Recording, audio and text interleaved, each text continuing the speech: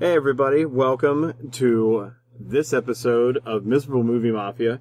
We're going to cover a movie today that we've been waiting to talk about for a long time. Yes. What did we see? We saw Jurassic World. We took like a week off for vacation, I guess you could say. Yeah. So we're a week late on Jurassic World, but, you know, last weekend you were lucky probably if you could get tickets to it, so. Yeah, exactly. With a $200 million opening weekend. Biggest opening weekend ever. Yeah. So. And I think it well deserved it.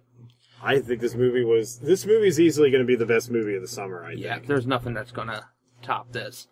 Yeah. And like I said to you when we were in the parking lot, like that says a lot considering you had a summer movie season with an Avengers movie in it. Yeah. As far as quality of the movie, it's also the best. Yeah. It's by far the best. It beats out Avengers 2, in my opinion. Oh, definitely. Hands down. So it's just, like, to me, this became like Jurassic Park, then Jurassic World, then Lost World, and 3. Yeah, it's not better than the original. No, nothing's going to ever trump the original. Like Aliens was better than the original. Terminator 2 was better than the original. I mean, there's some movies out there that are better than the original. Right. But I just mean in the Jurassic Park sense of things, like, you're not going to beat the original Jurassic Park. No. It's definitely high quality. I mean, it has its cornball moments. Yeah, it has a few of those. But, I mean, like, even the original Jurassic Park had some cornball-iness in there from time to time. The only thing I can say about this one is that, like, if you're going into it thinking you're going to see the same caliber, like, special effects that you saw in the original Jurassic Park, you're going to be kind of left out on that. Because, like, it looked fine, but there was parts you could, like, I could definitely tell this is CG, and it doesn't look as good as it did 22 years ago. What happened? We were talking about this. What happened? We're in 2015. We're in the future. Why do movies that had CG back in the early and mid-90s look better than the movies that are over, like, shoving CG down our throats now? Yeah, well, I mean, you can even go back to, like, the original Star Wars movies. Yeah. Like, they still look decent to this time. And some of those effects still actually hold up. And I think they look better than what they're doing now. You could tell it's... I mean, like, when they did, like, those, the ones where they... I guess that was around a Christmas. Maybe... It was in the 90s when they re-released it, and they're like, oh, here's some extra scenes that didn't make it into the final cut of the movie. Mm-hmm. And it was just, like, CG'd, like, Jabba the Hutt. Like, it was, like, right after they hired Han to be their pilot, and they're getting into the Falcon, and then, like, Jabba the Hutt's just, like, going in, like, you owe me money. And I'm like, that looks terrible. Like, it looks fake. You could totally tell it was fake, whereas with the original Jurassic Park, when the T-Rex breaks out of its enclosed area. That looked like a real goddamn dinosaur. Yeah, it looked like a real dinosaur. Whereas the T-Rex in this movie looked like it was... You could tell it wasn't there. Yeah, it looked like it was in like a PS2 game.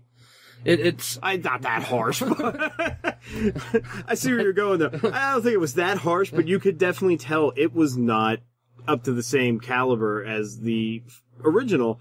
And the look of the T-Rex even is different. Mm-hmm. Yeah.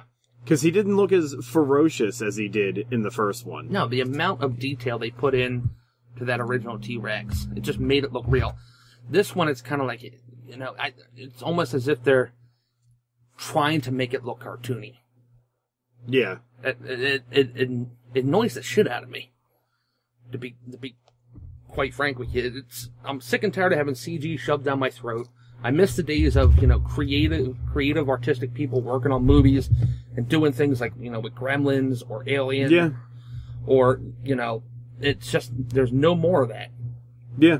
Hollywood is completely void of that. Yeah, whatever happened to just throwing people in rubber suits and shit like that? Like, sometimes when there's an actual thing in front of the camera, it looks more real than making a fake... computer-generated thing. They actually had to use their creativity and their minds, and they, had awesome stuff done in movies. Now you just sit a, obese computer programmer down who just got done playing World of Warcraft in front of a computer screen and say, draw me an alien. He's like, oh, okay. Does an alien up. Does an alien. Looks like Tony Hawk. And they're like, then they're sitting there going, people will love this. Kids, kids and teenagers and college kids today have no idea, the quality of stuff we had. And that's to think, like, kids that might want to get into, like, filming and that kind of stuff nowadays, they're going to not have any knowledge. I don't even know if they're going to teach that kind of stuff anymore, of, like, models and puppetry and all the different effects of the ways to get things to work. They're just like, here's your computer, here's the programs, learn how to do wireframing and some bit texture mapping, and you're good to go. There were 2 scenes in this movie where they used puppet. The dead Brachiosaurus. Yeah. Where they had the head, and the puppet for that really kind of looked fake. Yeah. Yeah, they didn't do too good of a puppetry job on that. I thought they did a decent one on the Velociraptor heads, when they had the Velociraptors in the... Yeah, but then the thing with that, you could tell, though, that they did CG graphing with that, because the eyes and the nostrils when they were breathing, you could tell were CG. Yeah. And it's just like, it's one of those instances where, CG's gotten to a point where you could put so much detail into something, but you probably shouldn't. Because the more detail CG-wise you put into a character model, the less realistic it becomes. Yeah. It's, like I said, it's getting ridiculous. It's getting absolutely ridiculous. Yeah. But, like I said, the movie was definitely, the story to this movie... Fantastic. This is what the second Jurassic Park should have been. Yeah. And they don't hint at The Lost World or Jurassic Park 3 at all. They don't exist anymore. They just kind of glanced over them. Well, they didn't even mention the second and third one. They do mention the first one quite a few times. Yeah, just in passing though. And that's the only characters they mentioned from the first movie was Hammond. Yeah. They don't mention Grant or Malcolm or Ellie or the kids for that matter. Right. They don't mention it, just Hammond. That's it. And they mentioned the incident at the park. Yeah. The one computer guy has a T-shirt that says Jurassic Park, and they tell him how...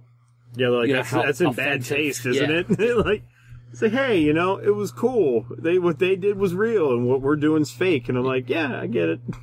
The one part I didn't like about the movie was the whole military thing where they're going to use velociraptors. Yeah, and I said that to you before. I was like, when they started bringing InGen into the storylines, I'm like, fuck, no, don't. They're boring. There's so much more you could do instead. Like, with the first one where you had the rival corporation, they didn't mention the rival corporation's name. Yeah. But Dodson, and he's paying Nedra to... Yeah, they're just kind of like in the back. They're not like on the screen. They just tell you what they're doing. They're not showing it. Do something which similar. Which is good. Do something similar to that.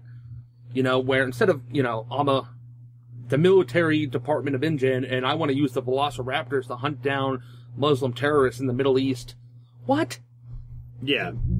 It's just like, imagine all the lives of soldiers we could save if we had these things out there. I'm like, that's the dumbest fucking idea I've ever heard of in my life. Do you know how many, dangerous animals we actually have around the planet that are probably more dangerous than, the idea of velociraptor is cool, but there's animals out there that are probably more dangerous than a velociraptor, like a grizzly bear, polar bear. We've been taming lions for years. Yeah. Why not just get a fucking pack of lions that you train? Yeah, and put lasers on their head and send them into... Yeah.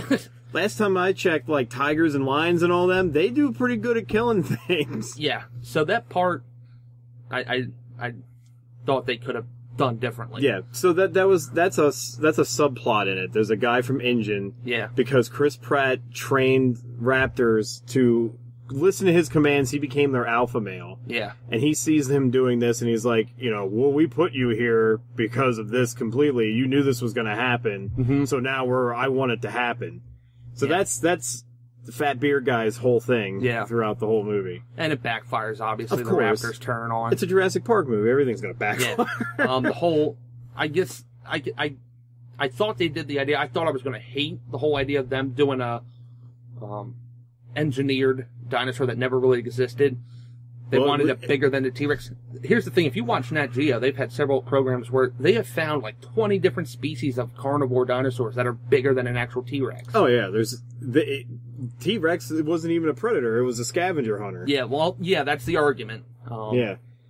Well, I mean, and in the third one, they had the Spinosaurus, which was supposed to be the biggest carnivore that ever existed. Yeah. And he was cool, but then the minute you kill a T-Rex, he's not cool anymore. Yeah. Because you're just like, well, you don't, the T-Rex is in the logo. You don't do that. Yeah. There are so many cool, like, species of actual real dinosaur, that I was kind of going into this, I was like, why can't you just use something that actually existed? Yeah. Whereas, you could have been like, we just unearthed this new thing and we were able to get blood from it or something. Yeah. Yeah. I gotcha. I mean, and then at least they made fun of the name. Yeah. A couple of times. They called it the Indominus Rex, and it sounds as dumb as the premise. Oh, I think they were also mocking the names they do for, like, the new dinosaurs they find. Yeah. Like, I think one of the new dinosaurs they found, I saw on National Geographic, is like Titansaurus. Jesus Christ. It's fucking Titansaurus. And that's supposed to be like 3 times the size of a T-Rex. So I think they were also mocking that as well. Like, these people come up with the most, for people that are highly intelligent, they come up with the most retarded names. What I think is funny is, like, if you think about the names that they gave dinosaurs, like, before we discovered any new ones recently, they're names of things that you're like, yeah, okay, I could see this. But now, like, you get Titansaurus. It's like, really, have we devolved that much in our brains? Yeah. That we're basically like, it's big, Titansaurus, yeah. Do it. I'm a scientist. What was with the Indian guy driving the helicopter? That kind of annoyed me too. I guess he was the owner of the park and he wanted to learn how to fly a helicopter. Well, I understand that. That's fine in the movie. What I don't understand why he hops in the helicopter with a team of, like, Navy SEALs. He was the only one left that could do it because his instructor wasn't in town. Oh, wow. That's what it was. They're like, we can't get a hold of your instructor who's going to fly a helicopter. I'm the only one that can do it. You have a whole army at your disposal. I'm sure somebody else learned how to fly a helicopter at one point in time. He's got a team of, like, Navy SEALs, and they're former, like, served in Afghanistan, Iraq, because he's asking them when they're flying. He's like, where did you serve? And they're like, he's like, I've been in, several battles and skirmishes in Afghanistan and Iraq, sir. So these are highly trained military personnel. Yeah. Getting into a I would have loved if he turned around and was like, where'd you serve? I was in the Air Force, sir. Helicopter division. Like, why the fuck am I flying this thing? But, his character annoyed me. I'm so glad when, spoiler alert here, I'm so glad when he died. Well, he was a very throwaway character. Yeah. And from the minute that he was in there, like, the minute they introduce him, and he's all talking like, oh, they're dinosaurs, they're animals. You see how they're happy by looking at them in the eyes. And he's the $1 million guy who cares about the small details and not the numbers. And you're like, he's dying. Yeah. He's compassionate. He's going to die. Yeah. Can't you tell the dinosaurs love it here when you look them in the eye? Yeah. Yeah. They're looking at you thinking that's dinner. Yeah, like, I could go for some Indian. And the herbivores aren't even looking at you. They're more concerned with eating plants and stuff. They don't care that you're there. Like, the whole time they show the herbivores, they're... Yeah. Well, they even like show that one attraction where they're just like people kayaking in the river next to the Bronchiosauruses and everything. Yeah. And it's like, yeah, they don't give a shit about you being there. Well, these things had to eat like 5 times their body weight in one day, and they already weigh like 10 tons. Yeah. They're concentrating on 3 things: mating, shitting, and eating. Yeah. That's it. So, and then the one thing, like, this movie kind of borrows, I think you could say, from Jurassic Park a good bit, because they kind of followed, like, you had the 2 kids that got separated. Yeah. And they're in the park. Then you have the 2 people that are looking for the kids. Yeah. Then you have the people in the control room trying to keep everything under control. So it's like, it kind of borrowed a lot, but I can safely say out of the kid characters, the younger one was the one I cared about the most. The older brother, I was like, you suck so bad. Well, he's 16. He was 16 in the movie. He's going through puberty. He's constantly trying to get laid, and essentially that's his story. Yeah, that's his story. Yeah. And I'm not making a joke there. That is his story. That's his character. He wants, wants to get laid. The little kid I actually kind of found was kind of annoying. Was he like a slow? You just hate kids. No, he was a genius. He's like Rain Man. They brought that how many times? He was sitting there like putting molecules together. Yeah. But he's always like the exact diameters of a 92 Jeep Wrangler. I'm like, geez, he's like Rain Man-ish. Well, maybe he's got some autism going on. I don't know. They didn't really divulge. Yeah, if that was my younger brother, I'd be like, Jesus, shut the fuck up. I'm like, God damn it, don't you do anything else? Now, one thing we discussed, in the car was right the flying dinosaurs. They did that correctly. Yeah, they did that correctly, and they go after all the people in the park, and I loved it because I hate amusement parks. I hate not the actual amusement parks. Like, I love roller coasters. I love all that. Yeah, I love rides. I hate the assholes who frequent amusement parks, and it's literally just seeing all the assholes who frequent amusement parks getting attacked by flying dinosaurs. I wish that would happen at Hershey Park. I wish it was all the assholes, the Persians with no shirt on, that wear no shirt, and they've got their body is completely covered with gross amounts of hair. Yep. You know, the fucking asshole little kids, the yuppie parents. It's just, I hate assholes at an amusement park, and to see a whole 22,000 assholes crank them into an amusement park getting mauled by flying dinosaurs made the movie worth the $16.50 we paid to see it in IMAX. Yeah, that. Yeah, Frank Theater, 3D IMAX, $16.50 fucking cents. So you can cram in there and your assigned seating. Yep. Where they tell you that. And they'll let you know that it's IMAX at least 4 times before the movie starts. Yeah, and they'll have nothing but the first row open, and you'll ask the guy at the counter, "Hey, is it worth seeing it here? Even though we're going to be in the front row, we're still going to be able to see, you know, all the 3D and IMAX experience." Oh yeah, you won't even be able to tell you're in the first row. You'll be fine. You just might leave with a migraine because it's going to fuck with your eyes real bad. Yeah, you can tell you're in the first row. That was yeah, that was a pretty good part of the experience. And then so I'm going to start like doing a different dynamic here. We're going to have sections where Fred talks about the people that he sees at the theater, because it's going to be a little light this time since we were in the front. Yes. We didn't really get to see many people. Well, you pointed this guy out to me. I person spotted this guy. Yeah. This guy was straight out of Compton. Yeah. He had his Adidas sweatpants being on. Sarcastic. He was like a white suburban kid wearing Air Jordan sandals. His Adidas sweatpants with an elastic band that is meant to it's specifically designed to sit on your waist. To form fit on your waist, no matter what size your waist is. This guy decided to wear it down like below his knees. Yeah. And he looked like an albino Donkey Lips from Salute Your Shorts. Yeah. He had a Gilligan's Island hat on. You mean you can get more albino than Donkey Lips? Yes. And he was constantly dropping stuff and bending over and like flashing his ass. So it did make my day. I was surprised we didn't run into anyone in the food line. There wasn't anyone. No, but everybody was pretty civil in the food line. Didn't see any cheese pizzas. Maybe people are listening and realizing, maybe we should. That lady heard she listened to the spy review. She's like, "Oh shit, I was a real bitch getting that pizza. I cut that guy off. He's so handsome." Wanda Whale Ass. That's her name. Wanda Whale Ass. Eating a Emilio's $7.50 for an Emilio's cheese pizza. I should start drawing these characters. So we didn't really see anyone this time except for that guy. He's your typical. But from now on, I'll make a section of the show where you can talk about who you've seen. Yeah, probably got into his get a little flow going. Probably got into a souped up Neo Geo. Yeah, and the rims are more expensive than the car itself. Oh yeah. Listened to, rolled down his windows, blasted some big pun, and rolled out of the. Some big pun. Rolled out of the. He went in to see Inside Out. Yeah. He's like, keeping it straight gangster. I got 3D IMAX tickets for Inside Out. I'm in the front row. Yeah. But yeah, I like this movie, and you know, with me, like I said, I'm pretty critical of movies. I did enjoy this. Yeah. I'd probably say that 2 movies I actually really enjoyed this year. Well, I enjoyed Avengers 2.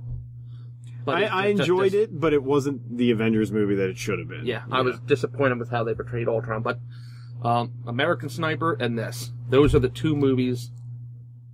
Wow, that's such different sides of the coin. Well, they were both good movies. I mean, I enjoyed movies from all genres, but those, the other actually good one, well, it was decent, was that Run All Night with Liam Neeson, if you've ever seen that. No, I haven't yet. I've been wanting to.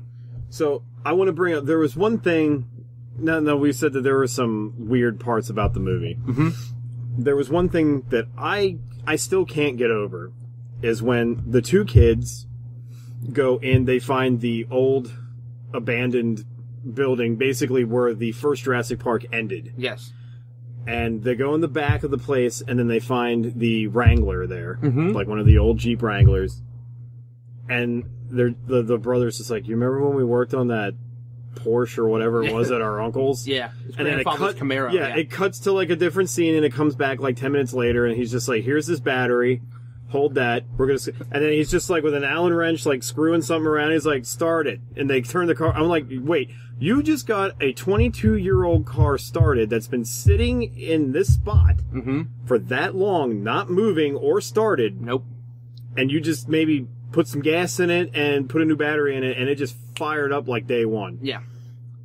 Yeah, well, I mean, sometimes you have to suspend. No, I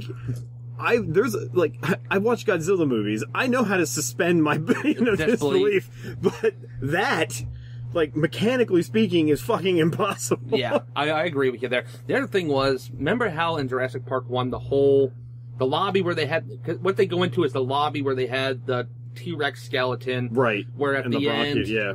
You know, the T-Rex mauls the raptors, and you see the sign fall down and says, right. Dinosaurs rule the earth. In fact, they take that sign that fell, and they make a Yeah, they take the sign and one of the bones from the dinosaurs that fell and made a torch out of it. Doesn't it look a hell of a lot smaller? It looks tiny compared to it did in the first one. Yeah, so that was kind of weird. But yes, I agree with you. And plus, the brother who failed his driving test, okay? He knows how to perfectly drive this Jeep, yeah. Yeah, he knows how to perfectly drive, and it's not automatic. Yeah, he's driving a stick. So he's driving stick, okay? Yeah. Which is... What, 9 out of 10 people can't drive stick? Nowadays, yeah. Yeah. So, explain that to me.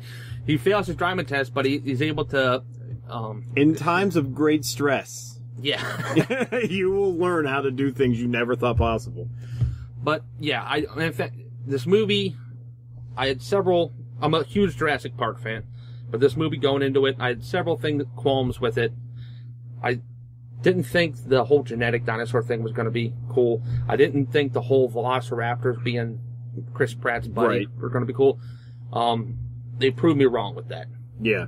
They proved me wrong with it. I'm really glad that they went with the genetic thing that they went with and not with what they were talking about in humans. Development stage. Yeah. Yeah, dinosaur-human hybrids. Like, who the fuck wants to see that? Never going to bring Vince Vaughn back for it. And yeah. No, thank you. Yeah. Well, that one got shut down. They made a really good decision there when they threw that idea out the door. Luckily, there's this vocal minority of people like you and me that are on the internet. They worked for Ninja Turtles, probably worked for this. It's worked for several other movies where, you know, it gets leaked that this is how they're going to do this movie.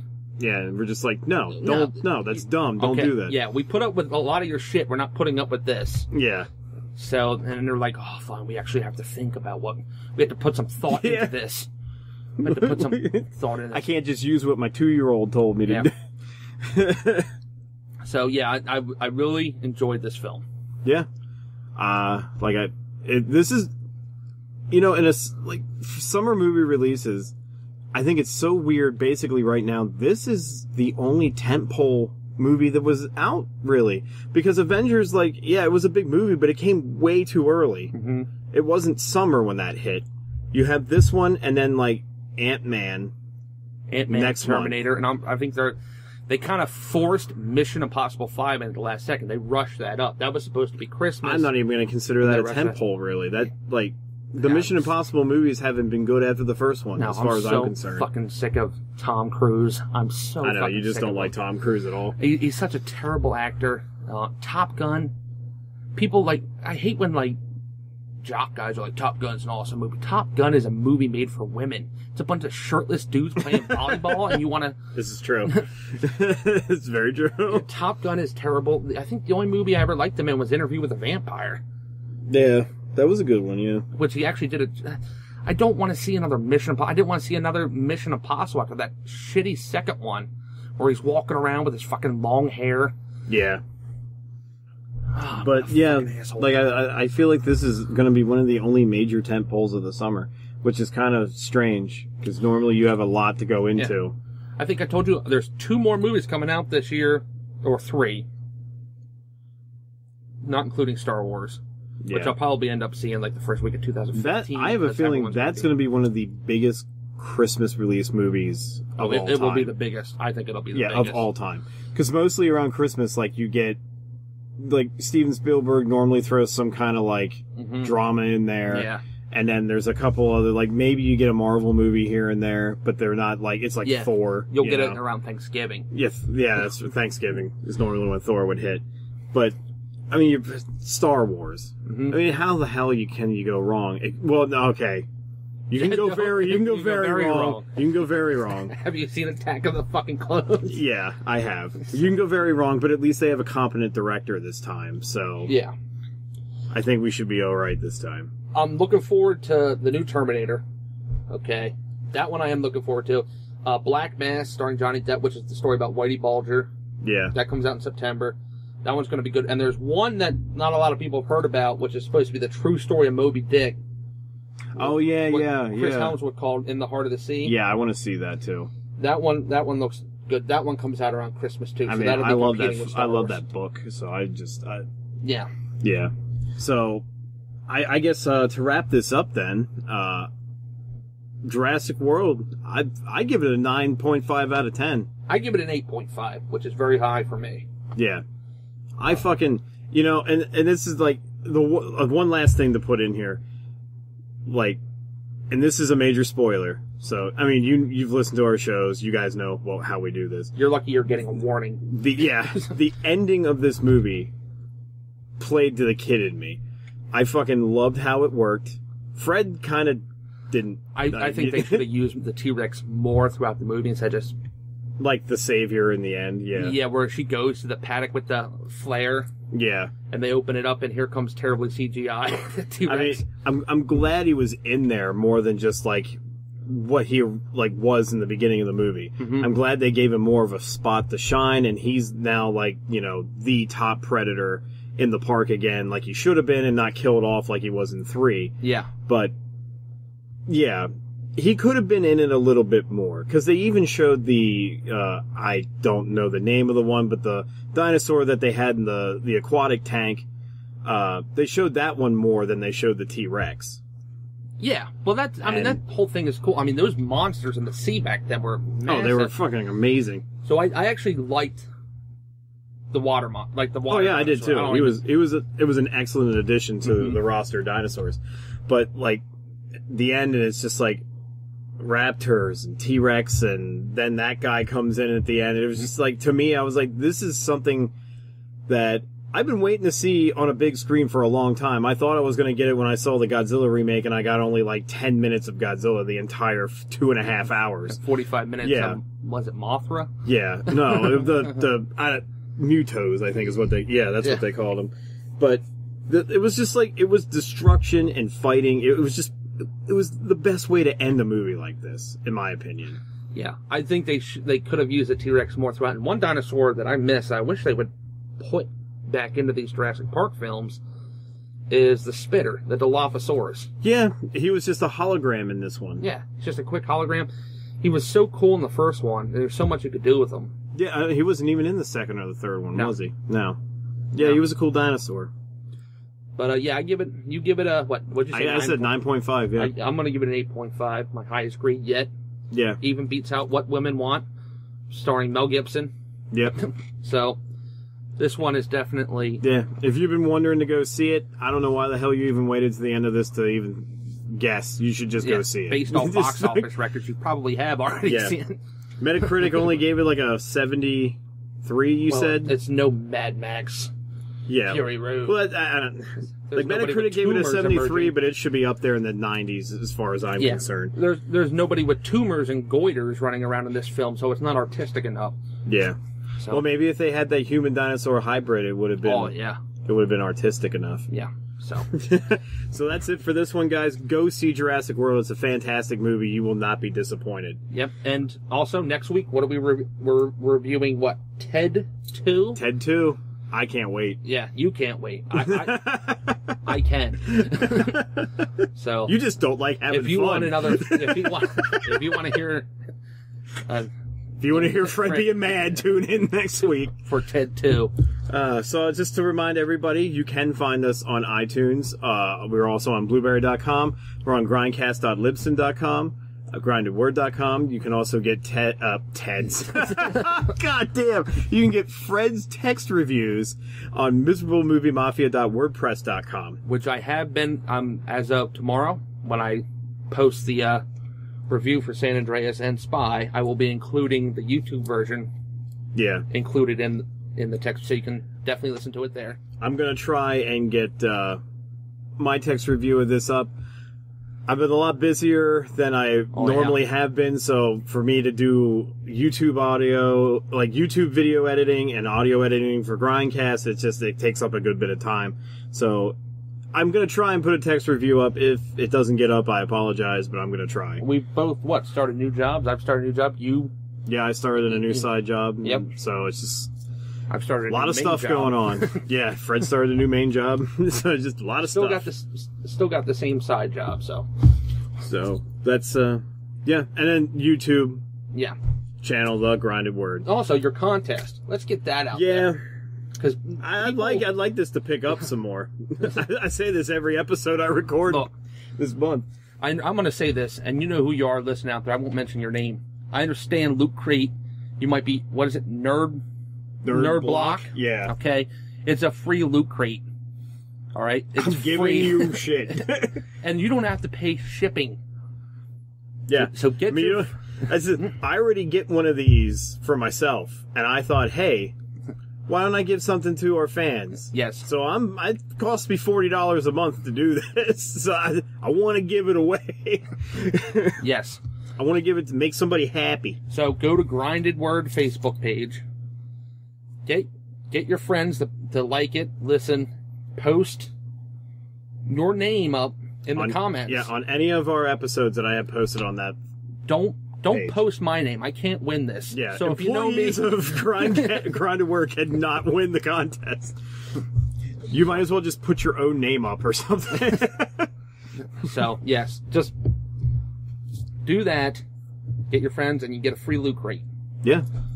Completely free. It's free. Let me see, let me look at a calendar here. We are at the 19th. There is 1 week and 3 days left in this contest. Yes. The winner will be announced on the 30th. If nobody has any names, then nobody wins, and I have extra crap sitting around. Yeah. What is the theme of? Cyber. I posted that many a times on Facebook as well. Yes. I mean, the past, I think there's going to be a T-shirt in this one. The past, so how many? Including a T-shirt? Yeah. That was the main complaint I got is, well, Loot Crate took away the T-shirt. No, the past, how many months there's been a T-shirt in every box? Yeah. Well. They put in, they sometimes put in an exclusive comic book you can't get anywhere else. And, I mean, hell, I've got an exclusive Loot Crate of the new Star Wars that Marvel started. Mm-hmm. Issue 1. You can't get it anywhere else but Loot Crate. So there you go. Rare shit right off the bat. Yeah. It just shows you the generation we live in now, where they nitpick and complain about free things. Whatever happened to gratitude? That's out the window. When everything's so easily accessible, you can be more picky. Yeah. Wow. But that's how it goes. Wow. But I still want to give it away, so play the game. Good luck, everybody. As always, thank you for listening, and we'll catch you guys next time.